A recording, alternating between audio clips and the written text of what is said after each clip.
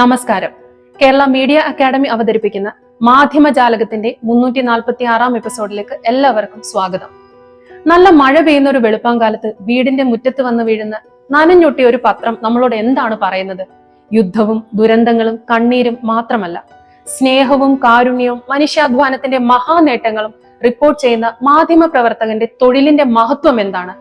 മാധ്യമങ്ങളും മാധ്യമ പ്രവർത്തകരും അല്പമൊക്കെ പരസ്യപ്പെടുന്ന ഈ കാലത്ത് ആ തൊഴിൽ നൽകുന്ന ആഹ്ലാദത്തെയും അഭിമാനത്തെയും കുറിച്ചാണ് മാധ്യമ പ്രവർത്തകനും മാധ്യമ നിരീക്ഷകനുമായ ഡോക്ടർ സെബാസ്റ്റ്യൻ പോൾ ഇത്തവണ പറയുന്നത്. മാധ്യമ വിചാരത്തിലേക്ക്.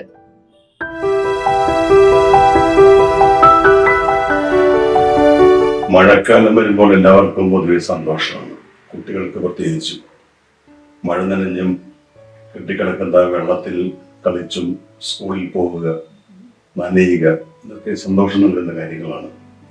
പക്ഷെ എന്നെ സംബന്ധിച്ച് മഴ എന്ന് കേൾക്കുമ്പോഴുള്ള ഒരു ആശങ്ക രാവിലെ എങ്ങനെ പത്രം വായിക്കും എന്നുള്ളതാണ്. കേരളത്തിലെ പത്ര വിതരണ മേഖലയിലെ പൊതുവായ സ്വഭാവം, അല്ലെങ്കിൽ അവർക്കെതിരെ വ്യാപകമായുള്ള പരാതി, മഴവെള്ളത്തിൽ നനഞ്ഞ പത്രമാണ് രാവിലെ വീട്ടിൽ കിട്ടുന്നത് എന്നാണ്. നനഞ്ഞാൽ പിന്നെ ഒന്നിനും കൊള്ളാത്ത ഒരു വസ്തുവാണ് പത്രം എന്ന് പറയുന്നത്. മഞ്ഞിൽ തണുത്താൽ പോലും അതിന്റെ ആ കരുത്ത് നഷ്ടപ്പെടും. ചരിത്രത്തെ തന്നെ മാറ്റി എഴുതാൻ ശക്തിയുള്ള, പ്രാപ്തിയുള്ള, കരുത്തുള്ള ഉപകരണമാണ് പത്രം എന്ന് പറയുമ്പോൾ പത്രത്തിന്റെ ഭൗതികമായ നിലനിൽപ്പ് ഇപ്രകാരം വളരെ ദുർബലമാണ്. പത്രം ഉൽപ്പാദിപ്പിക്കുന്നതിൽ മാത്രമല്ല, അത് നന്നായി വിതരണം ചെയ്യുന്നതിലും ശ്രദ്ധ വെച്ചിരുന്ന പത്രമാണ് ദ ഹിന്ദു, അല്ലെങ്കിൽ ആയിരുന്നു. പണ്ട് ചെന്നൈയിൽ അല്ലെങ്കിൽ പഴയ മദ്രാസിൽ അഗ്രഹാരങ്ങളിൽ ഒക്കെയാണ് ഹിന്ദു കൂടുതലായി വാങ്ങിയിരുന്നത്. അവിടെ ഈ അരിക്കോലങ്ങൾ ഒക്കെ എഴുതിയിട്ടുണ്ടാകുമല്ലോ രാവിലെ വീട്ടുമുറ്റത്ത്. അതിനോടൊപ്പമാണ് ഹിന്ദു വരുന്നത്. വീട്ടുകാർ വാതിൽ തുറക്കുമ്പോൾ ഹിന്ദു എന്ന് വായിക്കത്തക്ക രീതിയിൽ ആണ് പത്രത്തിന്റെ പൊസിഷനിങ്. അത് മടക്കാനോ ചുരുട്ടാനോ ഒന്നും അവർ സമ്മതിച്ചിരുന്നില്ല. ഒരു ആരാധ്യ വസ്തു രാവിലെ കണി കാണുന്നത് പോലെ പത്രത്തെ കാണുകയും ആ പത്രം എടുത്ത് വീട്ടിനകത്തേക്ക് കൊണ്ടുപോവുകയും ചെയ്യുന്ന ഒരു ആചാരം പോലെയായിരുന്നു അത് ദ ഹിന്ദു വായന മദ്രാസിൽ.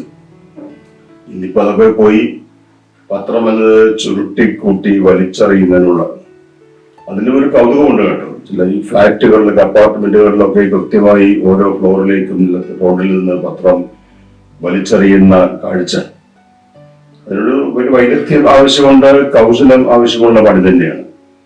പക്ഷെ പത്രത്തോടുള്ള ആദരം അത് ഏറ്റവും കൂടുതൽ പ്രകടിപ്പിക്കേണ്ടതും അതിന് അവസരം നൽകേണ്ടതും വായനക്കാരേക്കാൾ മുന്നേ പത്രം കൈകളിലെത്തുന്ന വിതരണക്കാരാണ്.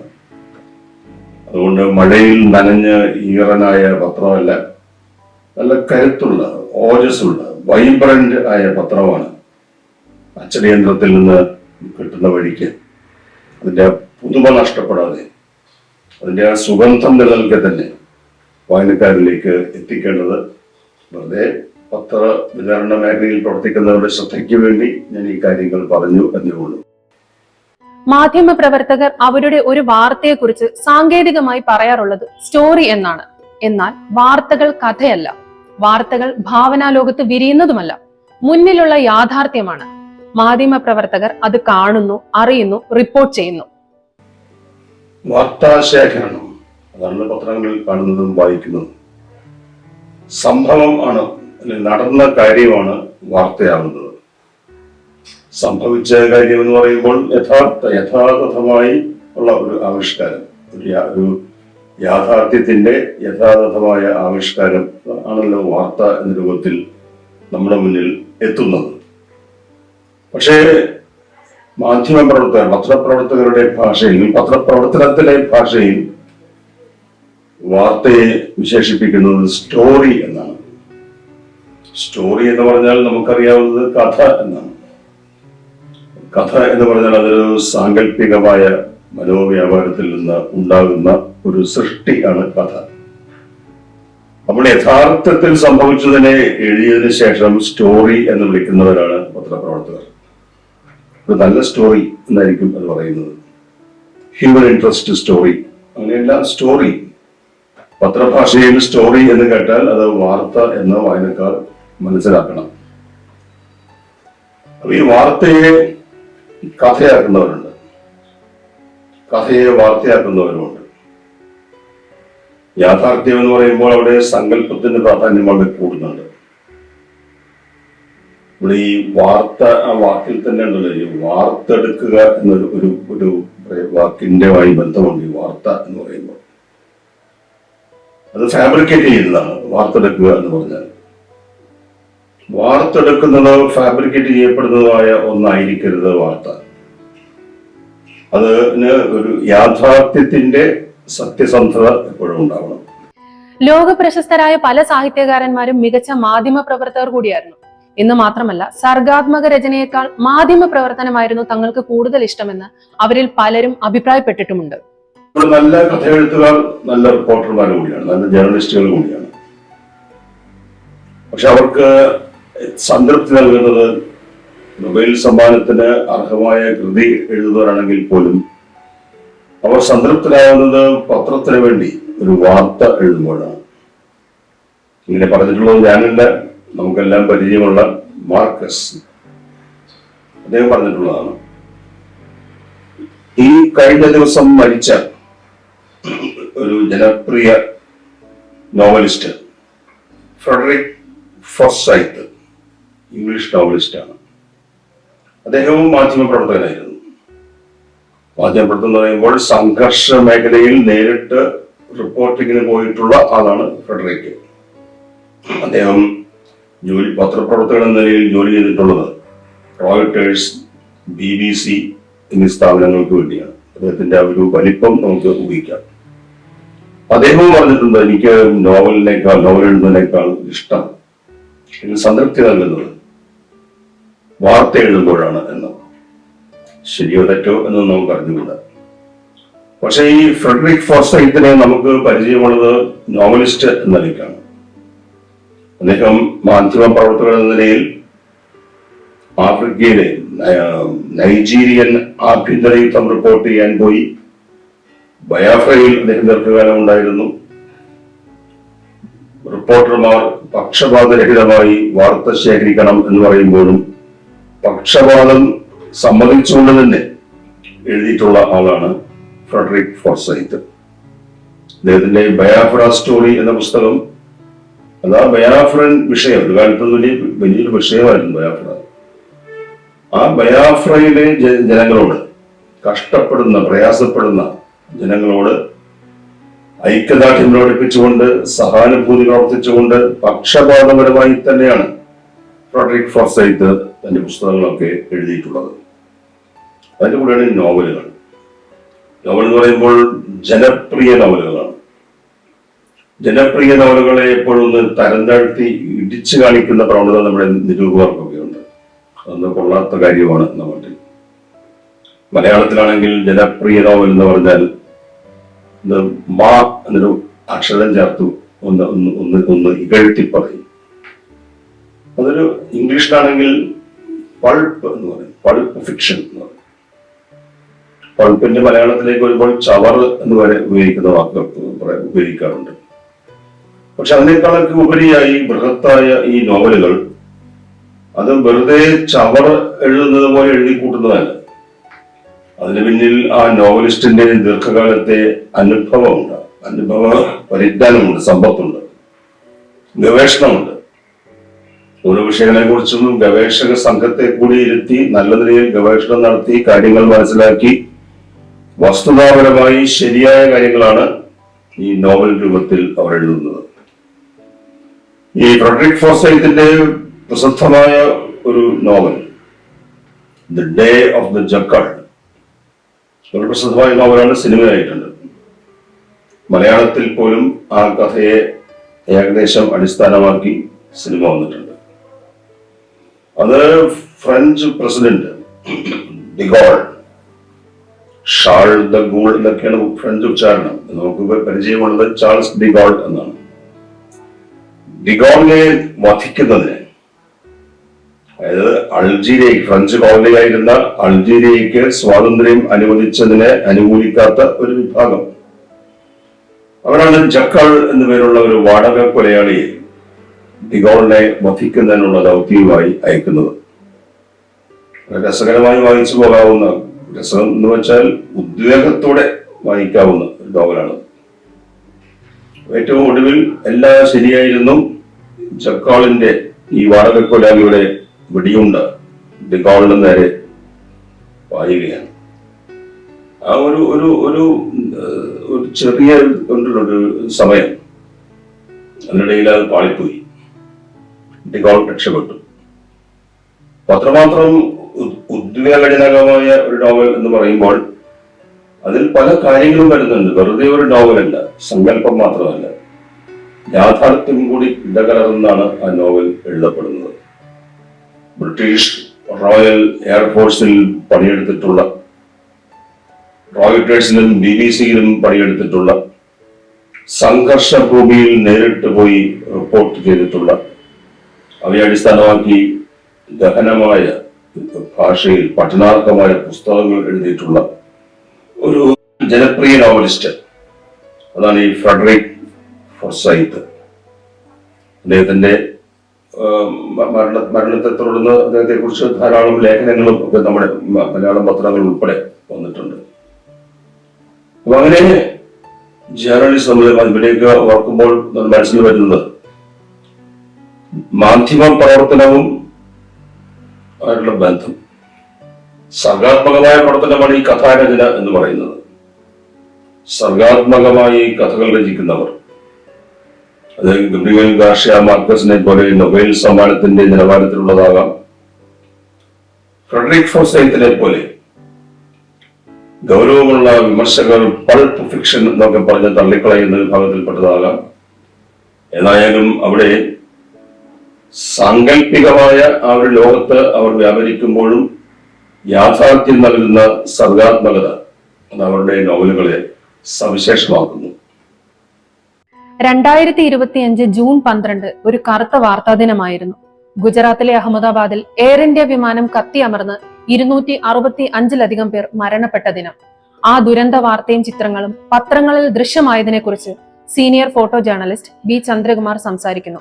ചിത്രജാലകത്തിലേക്ക് സ്വാഗതം.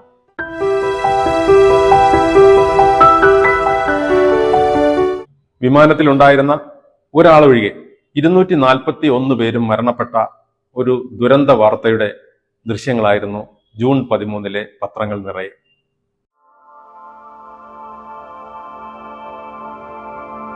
വിമാനം വന്നു വീണ കെട്ടിടത്തിലും സമീപത്തും ഉണ്ടായിരുന്ന അനേകം പേരും മരണപ്പെടുകയുണ്ടായി.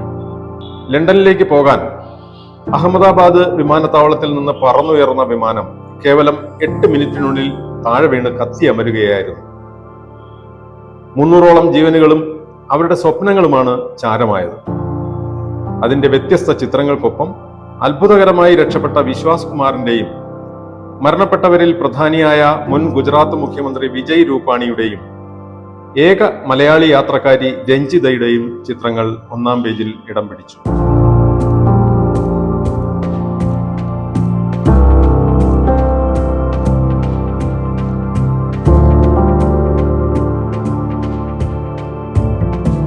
ഇന്ത്യയുടെ ചരിത്രത്തിലെ ഏറ്റവും വലിയ ഈ വിമാനാപകടത്തിന്റെ വാർത്തകൾക്കിടയിൽ മാതൃഭൂമി പത്രത്തിന്റെ ഉൾപേജിൽ ഒരു ചെറിയ സ്റ്റാമ്പ് സൈസ് ഫോട്ടോ കണ്ടു.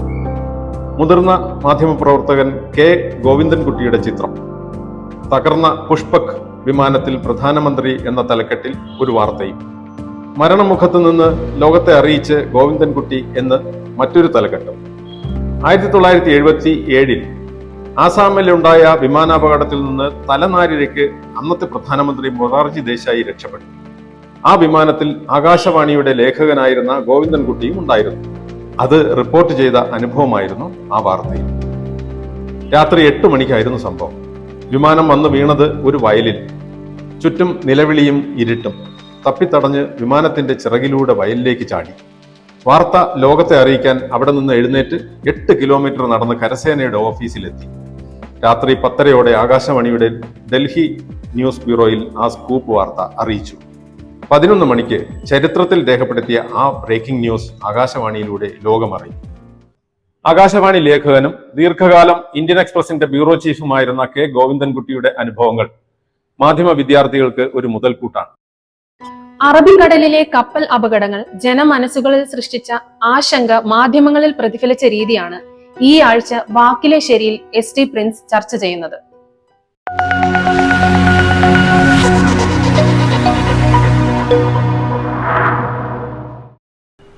മൂന്നാഴ്ചക്കിടയിൽ 2 കപ്പൽ അപകടം.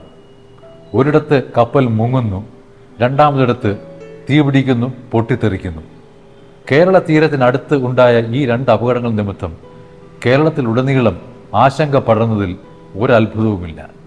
സമുദ്രത്തിൽ ഉണ്ടാകാവുന്ന പാരിസ്ഥിതിക ദുരന്തം, മത്സ്യസമ്പത്ത് നേരിടാൻ ഇരിക്കുന്ന വലിയ വലിയ പ്രശ്നങ്ങൾ, ഇത് നിമിത്തം മനുഷ്യനുണ്ടാകാൻ പോകുന്ന അസുഖം, ഇങ്ങനെയുള്ള പല കാര്യങ്ങളും ചേർന്ന് ആശങ്ക കൂടിക്കൊണ്ടേയിരുന്നു. ഈ ആശങ്ക മാധ്യമങ്ങളിൽ വളരെ കൃത്യമായി പ്രതിഫലിക്കുന്നുണ്ടായിരുന്നു. കത്തി അമർന്നു അപകട കപ്പൽ എന്നാണ് ഒരു പത്രം എഴുതിയിരുന്നത്. ഉഗ്രസ്ഫോടനത്തിന് തുല്യമാകാൻ ശേഷിയുള്ള വസ്തുക്കൾ ആണ് കപ്പലിൽ ഉണ്ടായിരുന്നത് എന്ന സൂചനയാണ് ആ റിപ്പോർട്ടിൽ കാണാൻ കഴിഞ്ഞത്. കപ്പലിൽ തീ, പൊട്ടിത്തെറി എന്നായിരുന്നു ഒരു ശീർഷകം. അവിടെ പറയുന്നത് കേരളത്തെ ആശങ്കയിലാക്കി അറബിക്കടലിൽ വീണ്ടും കപ്പൽ അപകടം എന്നാണ്. തീഗോളമായി ചരക്ക് കപ്പലിലെന്ന് ഒരു പത്രത്തിൽ കണ്ടിരുന്നു. തീ കടൽ എന്ന ഒറ്റ വാക്കുകൊണ്ടാണ് ഒരു പത്രം ഈ അപകടത്തെ വിശേഷിപ്പിച്ചത്. കപ്പലപകടം ഉണ്ടാക്കിയ ആശങ്ക വരും ദിവസങ്ങളിലെ പത്രങ്ങളിൽ നിറഞ്ഞു നിന്നു. തീ കപ്പൽ എന്നൊരിടത്ത് കണ്ടു. ആശങ്ക ചുഴിയിലെന്ന് ഒരു പത്രത്തിൽ എഴുതി കണ്ടു. അണയാതെ, അതായത് തീ അണയാതെ എന്ന സൂചന നൽകാൻ വേണ്ടിയുള്ള ഒരു ശീർഷകം. കപ്പൽ പിളർന്നു മുങ്ങാൻ സാധ്യത എന്ന ഒരു മുന്നറിയിപ്പ്. ദുരൂഹതയുടെ നടുക്കടൽ എന്ന് ഒരു സ്ഥലത്തൊരു ശീർഷകം കണ്ടു. കടൽ തീ എന്ന് മാത്രം എഴുതി ഒരു പത്രം ഇക്കാര്യം വിശദീകരിച്ചിരുന്നു. അതിനിടെ മറ്റൊരു പത്രത്തിൽ വളരെ വലിയ ഒരു ശീർഷകം കണ്ടു. 2 പേജിലായി ഓടുന്ന ഒരു ശീർഷകം. ആദിത്തിര ഭയതീരം എന്നായിരുന്നു അവിടുത്തെ വിശേഷണം. ഒരു പത്രത്തിന്റെ മുഖപ്രസംഗത്തിൽ കണ്ടത് ഇങ്ങനെയാണ്: വീണ്ടും ഒരു ആശങ്ക കപ്പൽ എന്ന്. അവിടെ എഴുതിയിരിക്കുന്നത് ഇങ്ങനെയാണ്: 2ാമത്തെ ചരക്ക് കപ്പൽ അപകടം അടുത്ത ആശങ്കയാണ് ഉണർത്തുന്നത് എന്നാണ്. ഇത് വായിച്ചു വരുമ്പോൾ നമുക്ക് തോന്നും കടുത്ത ആശങ്ക എന്ന് പറയുന്നതായിരുന്നു കുറച്ചുകൂടെ ഉചിതമെന്ന്. അടുത്തതും സാങ്കേതികമായി ശരിയാണെങ്കിലും മലയാളത്തിന്റെ എഴുത്തിലെ ഒഴുക്കിന് അത് ചേരുന്നില്ല. ഇതേ പത്രം തന്നെ അറബിക്കടലിലെ കപ്പൽ ബോംബ് എന്ന് ഒരു ശീർഷകം നൽകിയിരുന്നു. ഓർമ്മയിൽ വന്നത് ആദ്യത്തെ കപ്പലോടെ നടക്കുമ്പോൾ ഒരു പത്രത്തിൽ ജലബോംബ് എന്ന് കണ്ടതാണ്. കപ്പൽ അപകടം വരുത്തിവെച്ച ആശങ്ക തുടർന്നെങ്കിലും ഭാഷാപരമായ ഒരു ആശ്വാസത്തിന് വക പത്രത്തിൽ കണ്ടിരുന്നു. തീ കപ്പൽ ചരിയുന്നു എന്നൊരു വലിയ ശീർഷകമാണ് ഒരു പത്രത്തിൽ ഒരു ദിവസം കണ്ടത്. പെട്ടെന്നാണ് ഓർത്തത്, ഇതേ പത്രം കപ്പൽ മുങ്ങിയപ്പോൾ കപ്പൽ ചെരിഞ്ഞു എന്നാണ് എഴുതിയിരുന്നത്. ആന ചാകുമ്പോഴും കപ്പൽ മുങ്ങുമ്പോഴുമൊക്കെ ചരിയുന്നു എന്ന പദം ഉപയോഗിക്കാറുണ്ട്. പക്ഷെ അത് ചെരിയുന്നു എന്ന് ഒരു തവണ മാത്രമാണ് കണ്ടത്. ഇത്തവണ ആ പത്രം അത് മാറ്റി ചരിയുന്നു എന്ന് കൃത്യമായി എഴുതിയിട്ടുണ്ട്. നല്ല കാര്യം തന്നെയാണ്. ആശങ്ക അകലുന്നു എന്ന ഒരു ശീർഷകം കണ്ടപ്പോഴുള്ള ആശ്വാസം തന്നെയാണ് ഇവിടെയും തോന്നുന്നത്. ഒരിടത്ത് കപ്പൽ മുങ്ങിയതിലെ ആശങ്ക പടർന്നപ്പോൾ മറ്റൊരിടത്ത് കപ്പിത്താൻ എന്ന വാക്കുകൊണ്ട് ആഘോഷമായിരുന്നു. യുവേഫ നേഷൻസ് ഫുട്ബോൾ ലീഗ് മത്സരമാണ് വാർത്തയിലെ കാര്യം. അതിൻ്റെ ആഘോഷമാണ് കണ്ടത്. പോർച്ചുഗലിൻ്റെ ആഘോഷം എന്നതിനേക്കാൾ ഉപരിയായി ക്രിസ്ത്യാനോ റൊണാൾഡോയുടെ പ്രകടനത്തിൻ്റെ ഒരു ആഘോഷമായിരുന്നു കണ്ടത്. റൊണാൾഡോ ക്യാപ്റ്റൻ ആയതുകൊണ്ടാവാം കപ്പിത്താൻ എന്ന് ഒരു വലിയ ശീർഷകമാണ് ഒരു പത്രം നൽകിയത്. റൊണാൾഡോ എന്ന പേര് പലപ്പോഴും ശീർഷകങ്ങളിൽ ആഘോഷമായിട്ടുണ്ട്. ഗോൾ അടിക്കുമ്പോൾ ഗോളാൾഡോ എന്നൊക്കെ എഴുതുന്ന ശീലം പത്രങ്ങൾക്കുണ്ടായിരുന്നു. ആ ഡോ ചേർത്തിട്ടാണെന്ന് തോന്നുന്നു ഇത്തവണ കപ്പിത്താൻ ആണഡോ എന്ന മട്ടിൽ ഒരു ശീർഷകം. ജയിച്ചത് പോർച്ചുഗൽ ആയതിനാലും കളിക്കുന്നത് ഒരു ടീം ആയതിനാലും ആ പേരിന് പ്രാധാന്യം കൊടുക്കാമെന്ന് ഒരു പത്രം തീരുമാനിച്ചു. അതുകൊണ്ട് പോർച്ചുഗോൾ എന്നായിരുന്നു അവിടുത്തെ ശീർഷകം. റൊണാൾഡോയുടെ ആരാധകനല്ല ഈ വാർത്ത എഴുതിയത് എന്ന് വേണമെങ്കിൽ നമുക്ക് അനുമാനിക്കാം. KPCC മുൻ അധ്യക്ഷനും മുതിർന്ന കോൺഗ്രസ് നേതാവുമായ തെന്നല G. ബാലകൃഷ്ണപിള്ളയുടെ നിര്യാണ വാർത്തയിൽ തെളിഞ്ഞു നിന്നത് ആ വ്യക്തിത്വത്തിൻ്റെ അപൂർവ ഭംഗിയായിരുന്നു. പോയി മറഞ്ഞു തെന്നലക്കാലം എന്നായിരുന്നു ഒരു പത്രത്തിൽ കണ്ടത്. സൗമ്യതയുടെയും ആദർശത്തിൻ്റെയും രാഷ്ട്രീയ മുഖം എന്നാണ് ആ ശീർഷകത്തിന് താഴെ പത്രം വിശദീകരിച്ചത്. പക്ഷമില്ലാത്ത പക്ഷക്കാരൻ എന്നും ഒരു പത്രം എഴുതിയിരുന്നു. സൗമ്യതയുടെയും അനുനയത്തിൻ്റെയും മുഖമായിട്ടാണ് തെന്നലയെ ഒരു പത്രം വിശേഷിപ്പിച്ചത്. അതുകൊണ്ട് തന്നെ അവിടുത്തെ ശീർഷകം സൗമ്യം ദീപ്തം എന്നായിരുന്നു. തെന്നല എന്ന പേര് പലപ്പോഴും നമ്മുടെ മനസ്സിലേക്ക് തെന്നലിനെ കൊണ്ടുവരുന്നതുകൊണ്ടാവാം ഒരു പത്രത്തിൽ തെന്നലായി ഒഴുകി മാഞ്ഞു എന്നായിരുന്നു വാർത്ത. കളങ്കമില്ലാത്ത ശൈലിയിലൂടെ തണലും തെന്നലുമായിരുന്ന നേതാവ് എന്നാണ് ആ പത്രം വിശേഷിപ്പിച്ചത്. അനുനയത്തിൻ്റെയും ഒരുമയുടെയും കഥയൊക്കെ വരുന്നതിന് തൊട്ട് മുമ്പായി ഒരു തർക്കത്തിൻ്റെ വാർത്തയും പത്രങ്ങളിൽ നിറഞ്ഞിരുന്നു. ലോക പരിസ്ഥിതി ദിനത്തിൽ സംഭവിച്ച കാര്യമാണ്.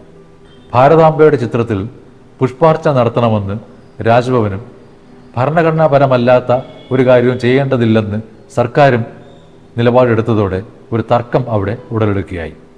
പരിസ്ഥിതി ദിനമായതുകൊണ്ട് അന്ന് തൈ നടുന്നതാണല്ലോ എല്ലാവർക്കും ശീലം. ഒരു പത്രം അതുകൊണ്ട് വിത്തിട്ട് വിവാദം എന്നാണ് എഴുതിയത്. ഭാരതാംബ ചിത്രം ബന്ധം ഉലച്ചു എന്ന് മറ്റൊരു പത്രം എഴുതിയിരുന്നു. കൊടിയിൽ കലങ്ങി എന്ന ഒരു ശീർഷകമാണ് വേറൊരു പത്രം നൽകിയത്. ആ വാർത്തക്കൊപ്പം ഉണ്ടായിരുന്ന കാർട്ടൂൺ രൂപത്തിന് താഴെ ഒരു കുറിപ്പുണ്ടായിരുന്നു. പരിസ്ഥിതി ദിനത്തിൽ കൊടിയല്ല ചെടി പിടിക്കട്ടെ എന്ന്. സമുദ്രം മാത്രമല്ല, പരിസ്ഥിതിയും കലുഷമെന്നേ പറയാനുള്ളൂ. മാധ്യമജാലകത്തിന്റെ ഈ എപ്പിസോഡ് അവസാനിക്കുന്നു. അടുത്തയാഴ്ച ഇതേ ദിവസം ഇതേ സമയം കാണാം. നന്ദി, നമസ്കാരം.